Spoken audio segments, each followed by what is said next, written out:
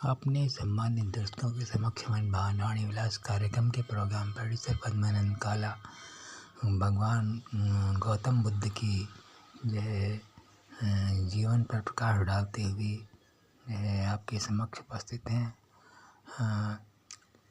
गौतम बुद्ध का जन्म नेपाल में कपिलवस्तु में हुआ था।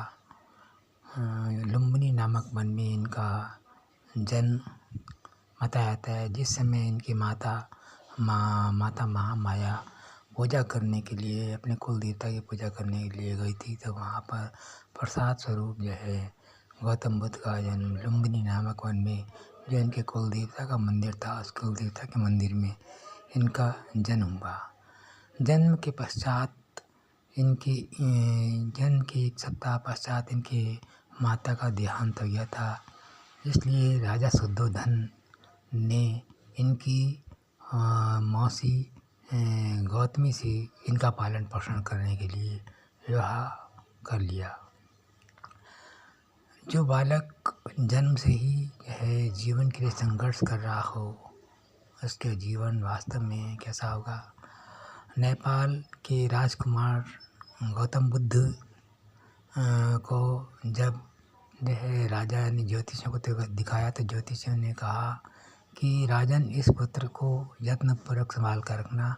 यदि ये संसार में रम गया तो ये चक्रवर्ती सम्राट बनेगा, और यदि इसका मन संसार से उचट गया तो यह सन्यासी बनेगा। राजा शुद्धोधन को बड़ी चिंता हुई। उन्होंने यत्नपूर्वक किए, लेकिन गौतम बुद्ध का मन संसार से बचपन से ही विरक्त होने लगा। वह अपने मित्रों से अलग होकर एकांत में जो है विचार चिंतन करती है कि पेड़ पौधे किसने बनाए, ये दुनिया किसने बनाई, आदि आदि दार्शनिकों की तरह से सोचती। एक बार गौतम बुद्ध के ने अपने पिता से राजकुमार से नगर भ्रमण की यात्रा की अनुमति ली। राजा शुद्धोधन ने सारे प्रबंध कर दिए, क्योंकि राजा शुद्धोधन जानते थे कि मेरा पुत्र बहुत ही सुकुमार हृदय वाला है। इसलिए आज्ञा जारी की गई कि मेरे राजमार्ग पर किसी भी प्रकार का कोई जो है अव्यवस्था फैलाने वाला कार्यक्रम ना हो, कोई भी रोगी व्याधि दुखी व्यक्ति दिखाई ना दे। लेकिन ईश्वर की इच्छा के अनुसार जो है गौतम बुद्ध को पहले दिन जो है 4 व्यक्ति दिखाई देते हैं। जो एक मरे व्यक्ति को धरती पर रोगी दिखाई देता है, फिर जो है बूढ़ा व्यक्ति दिखाई देता है, और अंत में एक सन्यासी दिखाई देता है। ये सब ईश्वर की प्रेरणा से हुआ। गौतम बुद्ध का विवाह यशोधरा के साथ हुआ। 31 वर्ष की अवस्था में एक पुत्र राहुल को जन्म देने के पश्चात भी वे संसार में नहीं रम पाए, और एक दिन अपने सारथी छंदक के साथ जो है राज परिवार को छोड़कर रात्रि के 12 बजे राज परिवार को छोड़कर चल दिए। यहाँ पर यह कहने का अभिप्राय ये है कि एक राजकुमार जो है संसार में नहीं रम सका, जबकि जो है यह अवस्था ऐसी होती है कि जो है विवाह के पश्चात व्यक्ति गृहस्थाश्रम में जो है उसका मन लग जाता है। गौतम बुद्ध ने यह अनेक कष्ट सही, तपस्याएं सही, जन कल्याण के लिए उन्होंने अपने जीवन को जो है जैसे सोना जो है अग्नि में शुद्ध किया जाता है, 4 प्रकार सोने का परीक्षण किया जाता है। केवल विश्व कल्याण और जन कल्याण की भावना से अपने शरीर को अनेक कष्ट दिए। गौतम बुद्ध वास्तव में एक भगवान थे। उन्होंने कभी किसी को नहीं मारा, जैसे कि जो है अन्य हमारे महान जो है भगवान हुए हैं, और किसी ने किसी को मारा, किसी ने किसी को मारा। लेकिन गौतम बुद्ध ने जो है सारे संसार में दया, प्रेम, करुणा, श्रद्धा, ममता किया जो है भाव संसार में प्रसारित किया कि भाई समस्त प्राणियों के प्रति दया मात्र होनी चाहिए। समस्त प्राणियों में ईश्वर का वास है जी, और हिंसा नहीं करनी चाहिए। अहिंसा परमो धर्मा, पंचशील सिद्धांत जो है पंडित जवाहरलाल नेहरू जी हमारे प्रथम प्रधानमंत्री थे। गौतम बुद्ध के पंचशील सिद्धांतों को मानकर ही यह उनका निर्माण किया, जो अंतर्राष्ट्रीय संयुक्त राष्ट्र संघ के आधारभूत सिद्धांत हैं। कहने का अभिप्राय यह है कि यह किसी का वध करना, हत्या करना कोई बहुत बड़ी बहादुरी का कार्य नहीं है जी, क्योंकि यह मरने वाले ने तो मरना ही है, लेकिन जो मारने वाला है वो भी यह उसका भी शरीर मरण धर्म है जी। तो यह जब जाना ही जाना है तो प्रयत्न ऐसा करना चाहिए कि यह ईश्वर के अंदर तो हृदय परिवर्तन करने की शक्ति होती है, तो अपने यह महामानव जो तथा भगवान थे उनको भी उनका हृदय परिवर्तन करना चाहिए था, क्योंकि मनुष्य ईश्वर के अंदर मनुष्य की मन को सम्मोहित करने वाली या हृदय पर परिवर्तन करने वाली शक्तियाँ होती हैं, लेकिन वे इस कार्य को नहीं कर सके और उन्होंने किन्हीं भगवान ने दशानन को मारा, जो कि ब्राह्मण था, अवध्य ब्राह्मण पूजनीय, सर्वथा पूजनीय और अवध्य होते हैं। उनकी आत्मा को शांति नहीं प्राप्त हुई, क्योंकि जब कोई किसी की हत्या करता है तो उसकी आत्मा को कभी शांति नहीं हो सकती समझे। भले ही वो अपने को बहुत बड़ा सूरवीर पराक्रमी समझे, लेकिन प्रत्येक प्राणी के शरीर में ईश्वर की आत्मा का एक अरबवां अंश है, और यदि व्यक्ति कोई गलत कार्य करता है तो उसकी आत्मा उसको धिक्कारती है समझे। इसीलिए भगवान राम ने एक विद्वान ब्राह्मण का हृदय परिवर्तन न करके उनका वध किया। ये सीता जी तो एक बहाना मात्र थी समझे, यानी कि वह एक क्लोन थी, परिवर्तन परछाई थी, जिसके पीछे इतना संघर्ष किया गया। ये वास्तविक सीता तो थी नहीं, तो यह षड्यंत्र मात्र माना जाएगा। भगवान कृष्ण को देखिए, भगवान कृष्ण ने अपने मामा ही कंस का ही वध किया। जो मामा भांजे में आपस में ऐतिहासिक रूप से ये हो गया कि भाई ठीक है। तो यानी कि हमारे महान पूर्वजों के द्वारा मानवीय संबंधों को कि समाप्त एक तरह से खराब किया, दोनों के बीच में दरार पैदा की, मामा भांजे के बीच में दरार पैदा हुई समझे। और जब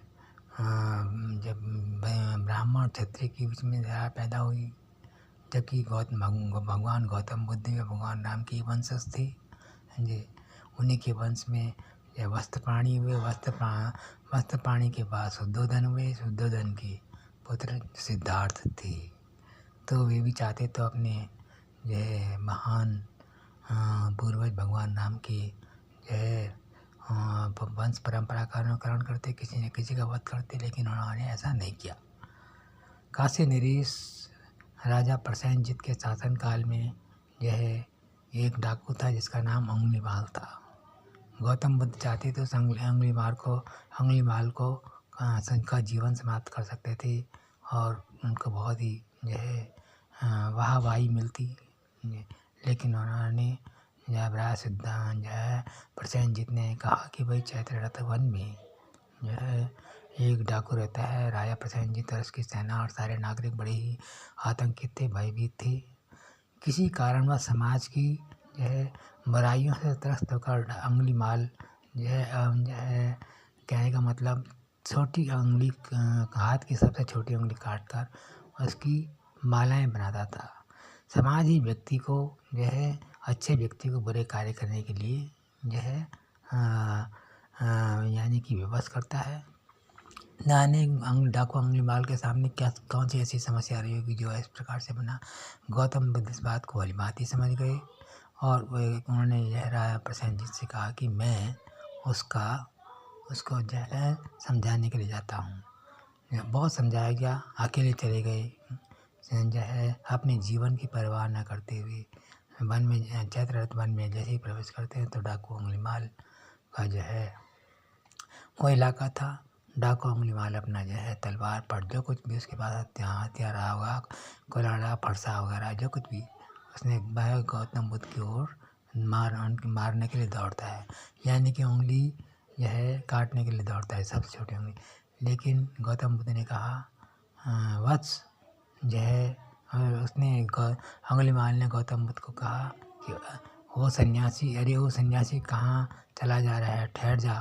गौतम बुद्ध ने कहा कि वत्स, मैं तो ठहर जाऊंगा, लेकिन तुम कब इस बुरे कार्य को करने से ठहरोगे?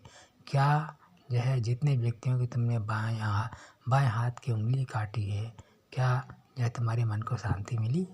समझे? या उस उंगलियों की माला से ये तुम्हारे मन को जो है यानी कि सुख प्राप्त हुआ? समझे? ये जो कार्य कर रहे हो वत्स, तुम ये कार्य अच्छा नहीं कर रहे हो। समझे? और अपने सम्मोहन, व्यक्तित्व के सम्मोहन के माध्यम से जो है दुर्दांत डाकू, जो है अंगुलीमाल जैसे डाकू का उन्होंने हृदय परिवर्तन करके जो है उसे सन्यासी बना दिया। कितना बड़ा महान चमत्कार क्या किया! जो कार्य भगवान राम ने कर सके, जो भगवान कृष्ण ने कर सके, वो कार्य गौतम बुद्ध ने करके दिखाया। तो यहाँ पर यही है कि जो है वास्तव में जो असली भगवान हैं वह गौतम बुद्ध हैं। उन्होंने कभी किसी का वध नहीं की, किसी की हत्या नहीं की। समझे? और सारे संसार को जो है ये मानव जीवन के आदर्श नैतिक गुण जो है गुणों जिनकी स्थापना संसार में होनी चाहिए, उनको सारे संसार को ये स्थापित किया कि मानव जीवन के आदर्श नैतिक गुणों का पालन पोषण किया जाना चाहिए, जिसमें संपूर्ण मानव जाति के जीवन का संरक्षण और संवर्धन है। समझे? जो कि आज भी जैसे संयुक्त राष्ट्र संघ के नियम बने हुए हैं, जो है ऐसे भगवान गौतम बुद्ध को जो है शत कोटि नमन। समझे? और संपूर्ण भूमंडल को भगवान गौतम बुद्ध की ये जीवन के आदर्शों और सिद्धांतों का पालन करना चाहिए, अनुसरण करना चाहिए।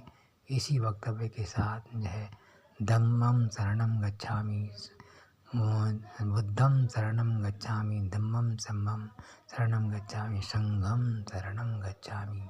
इसी के साथ जो है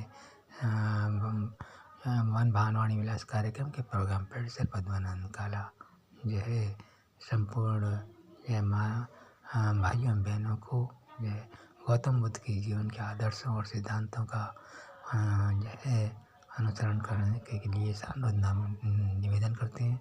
कष्ट हेतु धन्यवाद।